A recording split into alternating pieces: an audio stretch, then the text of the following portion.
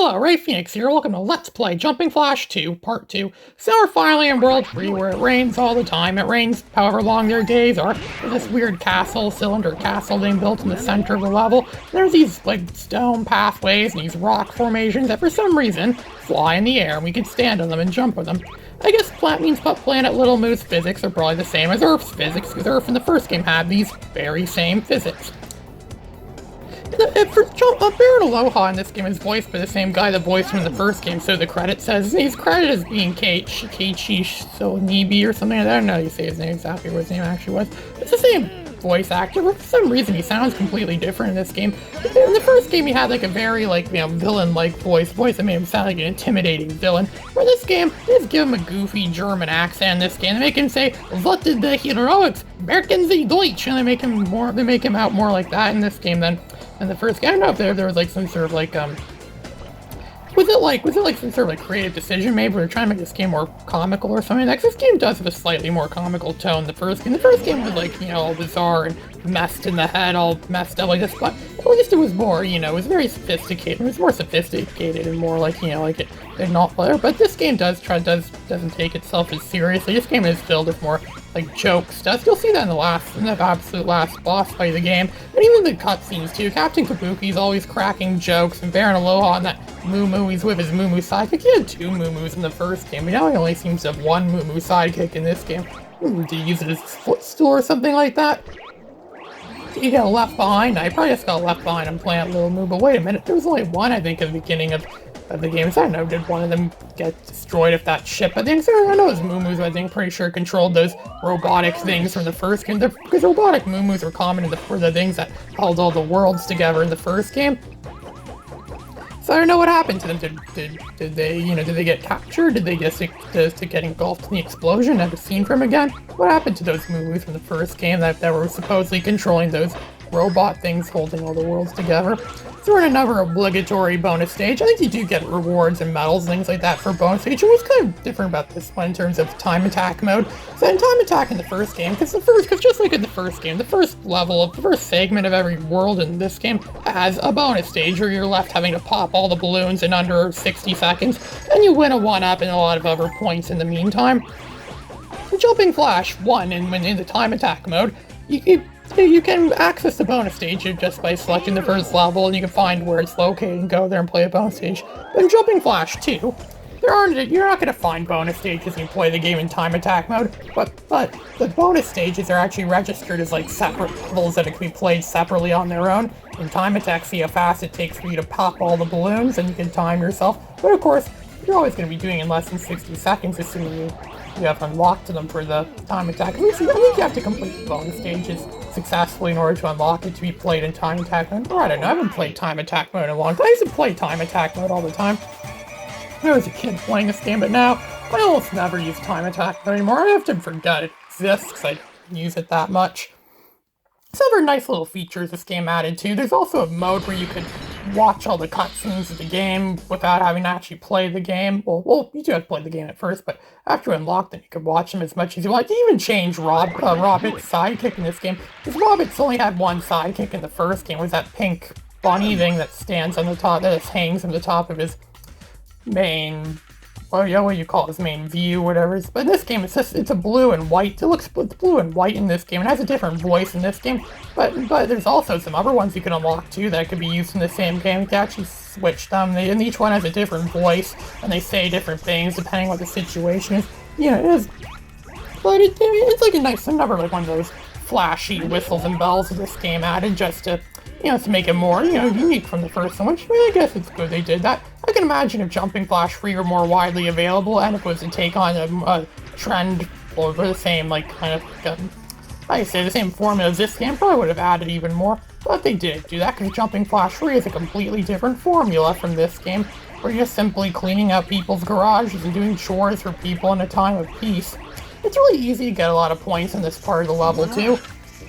If you jump on those maraca things, those bug things look like maracas, if you jump on them, you can keep jumping on them, and eventually it's going to say bonus 3,000, jump on another enemy. You actually can rack up a lot of points, and this level's really good for that. Where you can jump on one enemy, and then it'll say, and then eventually it'll be bonus 3,000, bonus 4,000. Eventually you'll be racking up so many bonus points that you're gonna like break the scoreboard. I bet you Lilia guy, whatever his name was, he used to do stuff with this game too, where you'd go to the maximum heights, even do things where you'd max out the score in the game. I think the maximum score he gets like 999,909,999,999. Just all a large string, a large number consisting entirely of nines. 999. There's that building that looks like the White House in the background. I don't even know what that's supposed to be. That's some sort of government house on Planet Little Moo. We are on Planet Little Moo after all. And they should have some sort of like, court system, government system, just like the one on Earth. Is that some sort of government building? It looks like it could be. I wouldn't be surprised they maybe intended it to be like a Washington, D.C. level that could have been in the first game, but they rejected it, so they used it in this one. In fact, I wouldn't be surprised this whole game is just rejects in the first game. I mean, they did intend on putting stuff like that in the first game, but for some reason they couldn't, or they ran out of time, or I don't know why they couldn't do it. So they put it in this game instead. This game often does feel more like an expansion of the first game than actually being a sequel. Sometimes it could have easily marketed as being Jumping Flash, but with more levels that didn't make it into the original Jumping Flash or something like that. It's branded as being a downright sequel.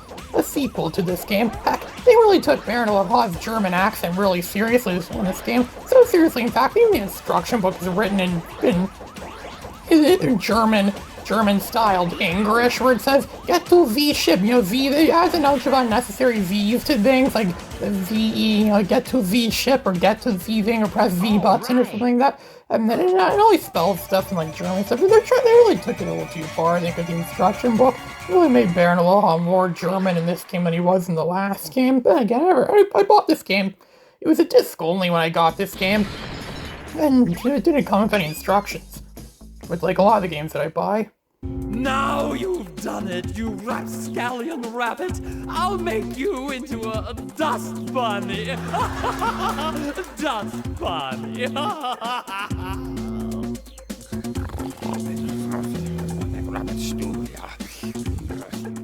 Yeah, just another lame joke.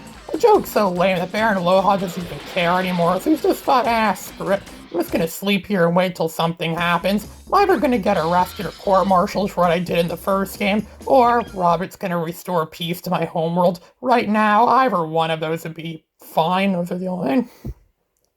I actually bought this game at GameStop many years ago, back in 2007, when GameStop still sold PS1 games. It was actually really cheap. It was only a few dollars. Even in by 2007 standards, that was very cheap for a game like this. And this game gave me several years of play. I've played this game for years, just like the first Jumping Flash. I played the crap out of this game. This is probably also up there with some of my most played games ever. I'm very familiar with this game. Look at that, this got thrown all the way over there. Whoa, we almost fell off the edge. I also think this game might also predate Super Mario 64, just like the original Jumping Flash. Yeah, it's another game that predates Mario 64. This game was also made in a time too, and PS1 was really more competing with SNES and Genesis rather than N64. Because N64 I think was barely out at this point in time. But PS1's already going ahead and establishing itself as being the greatest system ever made, the greatest thing mankind ever devised, and Jumping Flash is helping to prove all that. This game also came the same year. Quite a few Genesis games are still being released. Like I know Sonic Isometric Blast came out in this year, and then there's also Vector Man 2. Those games came out on the Genesis, and people were really kind of losing interest in Genesis at this point in time. But Sega was still desperate to pump life back into it, trying to show you, hey look, the Genesis still has it. The Genesis is still capable of doing stuff that a new PS1 can do. So don't buy a PS1, get a Genesis, or stick your old Genesis instead, and just play, your Genesis games. The Genesis is a good system, but yeah, I get it. Times were changing, and Sega wasn't really good at keeping with the times. Yeah, the Sega Saturn at this point in time, the Sega Saturn. I really wanted a Sega Saturn when I was a kid, but nowadays I realize how much of a sucky system is. The AVGN helped show me how sucky of a system the Sega Saturn really was.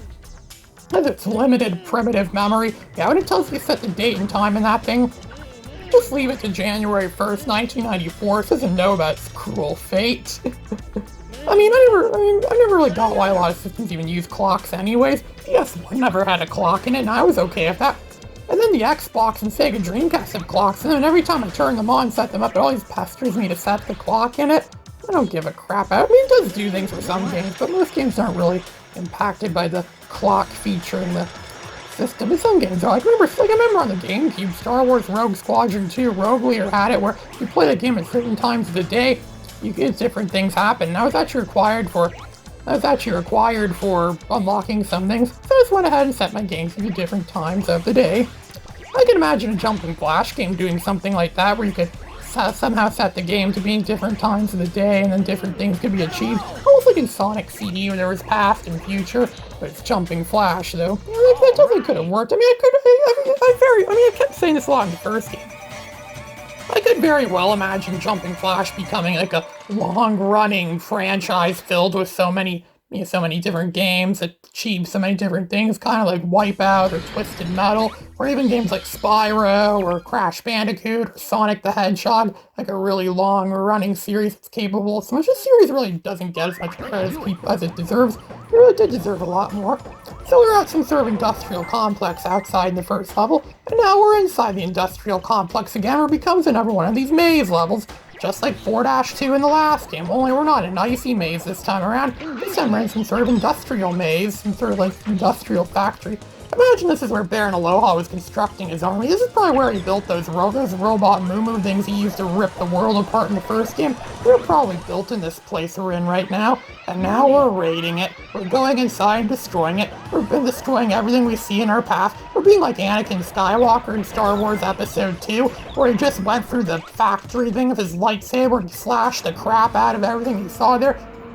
My mom had a Mandela effect about that movie about General Grievous appearing in that scene, and Anakin having to fight General Grievous. I bet a lot of people would like Star Wars Episode 2 a lot more if it had more of that in it, and less of Anakin and Padme being like, they're all like that fluff they gave us in the actual movie. My mom's boyfriend didn't even believe me that was a real movie because of all the fluff that was in it, and all the stupid stuff that was in it about Anakin and his relationship with Padme, and how whiny and not whiny. You like a whiny kid? It's like Caillou, where when he doesn't get what he wants, he just whines like a baby about everything.